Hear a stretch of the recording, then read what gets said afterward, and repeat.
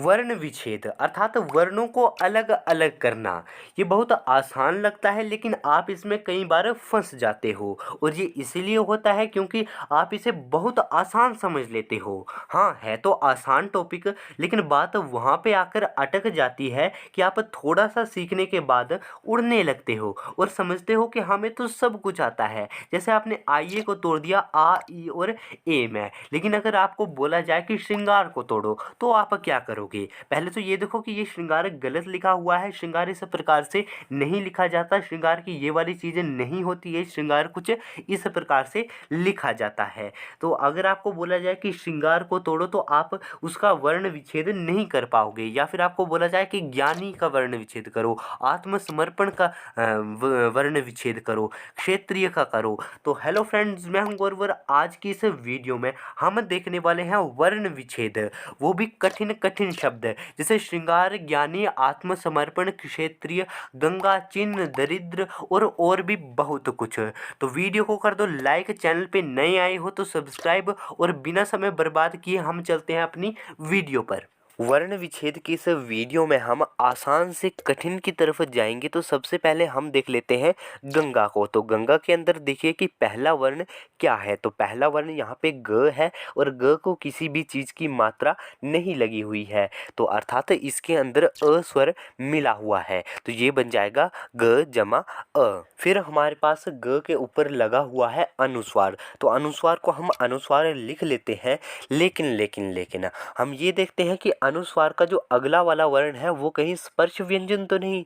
तो ग जो है वो एक स्पर्श व्यंजन है, तो यहाँ पे हम पंचमाक्षर का प्रयोग करेंगे। अब बात आती है कि कौन सा पंचमाक्षर का प्रयोग करेंगे। तो देखिए कि ग कौन से वाले वर्ग के अंदर आता है। तो ग आता है क वर्ग के अंदर, क ख ग। तो अर्थात क वर्ग का जो पांचवा वर्ण है वो यहाँ पर प्रयुक्त होगा। तो ये हमने लिख दिया है। ग हो गया, अनुस्वार हो गया, और अब हमारे पास बचा ग। तो हम सबसे पहले देखते हैं कि ग के साथ किसी चीज की मात्रा तो नहीं लगी। तो हाँ, यहाँ पे बड़े आ की मात्रा ग के साथ लगी हुई है, अर्थात ये होगा ग जमा आ। तो ये जो निकला पूरा का पूरा, ये हमारा गंगा का वर्ण विच्छेद निकला। अब हम गंगा से थोड़ा सा कठिन ले लेंगे, आत्मसमर्पण। तो आत्मसमर्पण के अंदर देखें कि यहाँ पे पहला वर्ण कौन सा है। तो पहला वर्ण यहाँ पे आ है, और आ जो है वो एक स्वर है, अर्थात इसके साथ मात्रा नहीं लगेगी। मैंने मात्रा वाली वीडियो के अंदर आपको बताया था, मात्रा की जो परिभाषा बताई थी,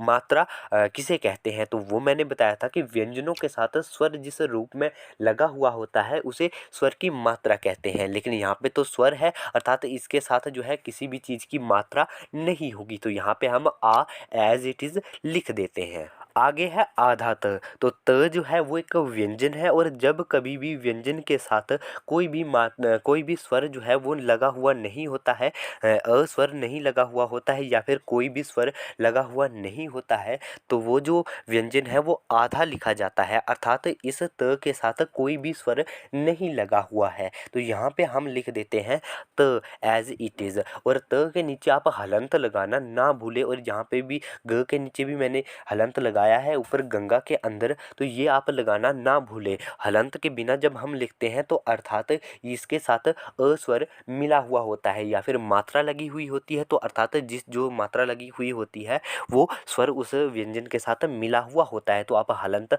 अवश्य लगाएं। आगे है म, और म जो है वो आधा नहीं है, अर्थात इसके अंदर कोई ना कोई जो स्वर है वो है।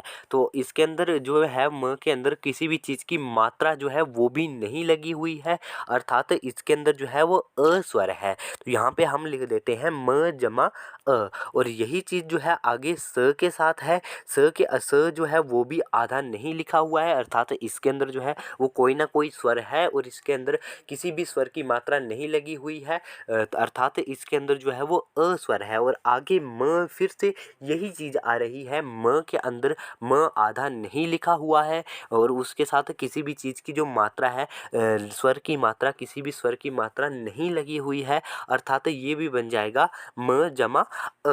म के बाद अब हम प को बिल्कुल भी नहीं लेंगे, हम प के ऊपर जो र लिखा हुआ है उसको लेंगे, क्योंकि जब र लिखा हुआ होता है, आधा र लिखा हुआ होता है बिना स्वर का, तो वो जो होता है वो अगले वाले वर्ण के ऊपर लग जाता है। तो अर्थात यहाँ पे जो है इन म और प के बीच में आधा र है, तो आधा र है तो हम लिख देते हैं र, और र के पाँव में हलंत है, अर्थात ये आधा र है। अब प और ण के साथ भी वही चीज होगी जो हमने म और स के साथ देखी, अर्थात यहाँ पे हो जाएगा आधा प जमा अ और आधा ण जमा अ। वीडियो में मज़ा आ रहा है तो इस वीडियो को लाइक कर दीजिए। और अब हम चलते हैं चिन्ह पर। तो चिन्ह के अंदर सबसे बड़ी तो यही प्रॉब्लम आती है कि बहुत सारे विद्यार्थी चिन्ह को गलत तरीके से लिख देते हैं। चिन्ह को वो लिख देते हैं ची आधा न और ह, जबकि ये होता है ची आधा ह और न। अगर आपने हमारी वर्तनी वाली वीडियो देखी है, अगर आप हमारे पुराने सब्सक्राइबर हो, तब आपको पता होगा कि चिन्ह किस प्रकार से लिखा जाता है। और अगर नहीं हो तो बन जाओ ना और उस वीडियो को भी देख लो, लिंक डिस्क्रिप्शन में है। जब हम चिन्ह का वर्ण विच्छेद करते हैं तब हम सबसे पहले लिख देते हैं च को। ध्यान रखें कि हम ई को नहीं लिखेंगे, बेशक जो छोटी वाली ई है उसकी जो मात्रा है वो वर्ण के आगे से लगती है, लेकिन इसका ये मतलब बिल्कुल भी नहीं है कि हम ई की मात्रा को पहले लिखें और च जो है उसको बाद में लिखें। पहले हम च को लिखते हैं, उसके बाद हम ई को लिख देते हैं। यहाँ पे अ नहीं आएगा क्योंकि च के साथ जो है वो ई की मात्रा जुड़ चुकी है। अब यहाँ से जो अ है वो अपने आप ही निकल चुका है, तो यहाँ पे च जमा ई। अगला है ह। तो देखिए कि ह के साथ किसी भी चीज़ की जो मात्रा है वो नहीं लगी हुई है, और ये ह जो है वो आधा है, आधा ह है, अर्थात इसके अंदर कोई भी स्वर नहीं है, अ स्वर भी इसके अंदर नहीं है। तो हम जैसा ह है वैसा का वैसा ही यहाँ पे लिख लेते हैं, तो ये बन जाता है आधा ह। अब हमारे पास बचता है न, और न जो है वो आधा नहीं है, वो पूरा न है, अर्थात इसके अंदर कोई ना कोई जो स्वर है वो मिला हुआ है, और इसके साथ किसी भी स्वर की जो है वो मात्रा नहीं लगी हुई है, अर्थात इसके अंदर जो है वो अ स्वर मिला हुआ है। तो ये हम लिख देंगे न जमा अ। आप इस वीडियो को साधारण जैसी समझकर बिल्कुल भी मत जाइए, हम वीडियो का जो स्तर है वो धीरे धीरे बढ़ा रहे हैं। हमारा अगला जो शब्द है वो है दरिद्र। तो दरिद्र के अंदर हम देखते हैं कि पहला वर्ण यहाँ पे द है, तो हम लिख देते हैं आधा द जमा अ। इसके बाद अगला वर्ण है र, और र को लगी है मात्रा ई की मात्रा, छोटी ई की मात्रा, तो ये बन जाएगा आधा र जमा ई। आ गए है द। तो द के पाँव में जो र है इसका मतलब ये बिल्कुल भी नहीं है कि यहाँ पे र आधा है। यहाँ पे र अगर आधा होता तो ये द के ऊपर लगना था, ना कि नीचे। इसके अंदर जो द है वो आधा है और र बाद में है। जब ये क्यों होता है, जब कभी भी आधा व्यंजन होता है वो जब कभी भी र के साथ मिलता है तो वो जो व्यंजन होता है वो अपना रूप नहीं बदलता, बल्कि र का रूप बदल देता है और उसको अपने पाँव के अंदर लगा देता है। अर्थात इसके अंदर है आधा द। आधा द हमने लिख दिया और उसके बाद हमारे पास बचा र। र हमारे पास आधा नहीं है, ये हमारे पास पूरा र है, तो ये बन जाएगा आधा र जमा अ। अगला है ज्ञानी, और ज्ञानी का जो ज्ञ है वो एक संयुक्त व्यंजन है। संयुक्त व्यंजन क्या होता है, जब कभी भी दो या दो से अधिक व्यंजन मिल जाते हैं, उनके मिलने से एक नए व्यंजन का निर्माण होता है, उसे संयुक्त व्यंजन कहते हैं। और ज्ञ के अलावा तीन और संयुक्त व्यंजन है हमारे पास, क्ष त्र और श्र।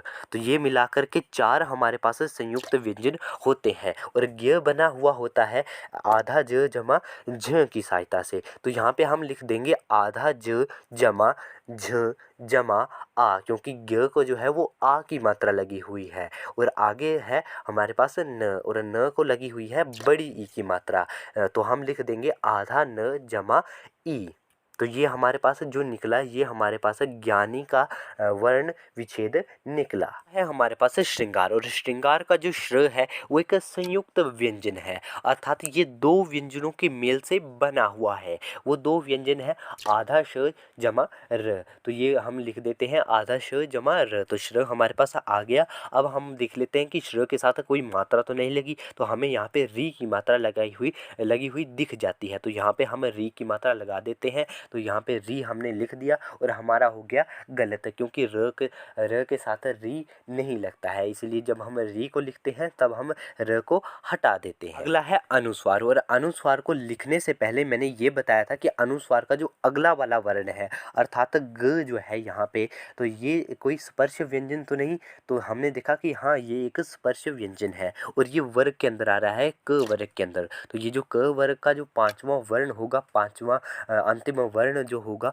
वो हम यहाँ पे लिख देंगे, तो वो हमने लिख दिया है ग, और ग को लगी है बड़े आ की मात्रा, अर्थात यहाँ पे हम लिखेंगे आधा ग जमा आ, और आगे है र को किसी भी चीज़ की मात्रा नहीं लगी हुई है, और र जो है वो आधा भी नहीं है, अर्थात इसके अंदर जो है वो अ स्वर मिला हुआ है, तो यहाँ पे हम लिख देते हैं आधा र जमा अ। तो ये इस प्रकार से जो श्रृंगार का वर्ण विच्छेद है वो हमारे पास निकल के आ चुका है। अब हमारे पास आखिरी है क्षेत्रीय, और क्षेत्रीय को जानने से पहले हम ये देख लेते हैं कि ये अनुस्वार की जो मैं बात कर रहा हूँ, ये पंचमाक्षर की बात कर रहा हूँ, ये वर्तनी की बात कर रहा हूँ, ये अ स्वर लग रहा है व्यंजनों के साथ है, ये पाँव में र लग रहा है, ये संयुक्त व्यंजन है। इन अगर आपको नहीं पता कि ये सारी जो चीज़ें हैं ये क्या चीज़ें हैं, ये कहाँ से आ रही हैं, तो लिंक आपको डिस्क्रिप्शन में मिल जाएगा। इन सभी चीज़ों के ऊपर आपको डिटेल में वीडियोस जो है वो हमने बनाई हुई हैं, वो आपको मिल जाएंगी, लिंक आपको डिस्क्रिप्शन में मिल जाएगा। और अगर आप इस चैनल पे नए आए हो और अगर आपने अभी तक इस चैनल को सब्सक्राइब नहीं किया है तो इस चैनल को सब्सक्राइब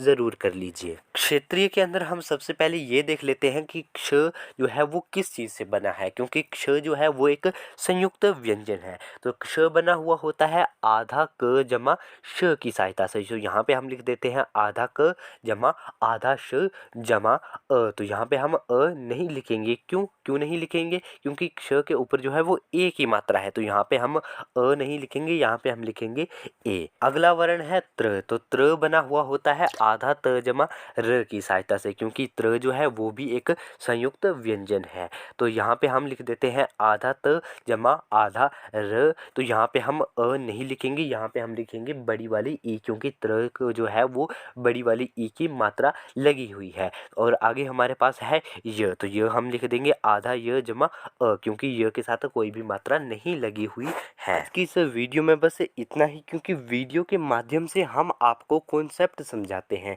ना कि शब्दों को रटवाते हैं। और मुझे पूरी उम्मीद है कि इस वीडियो को देखने के बाद अब आपको कभी भी वर्ण विच्छेद करने में प्रॉब्लम नहीं आएगी। तो आज की इस वीडियो में इतना ही था, मिलते हैं अगली वीडियो में, तब तक के लिए धन्यवाद।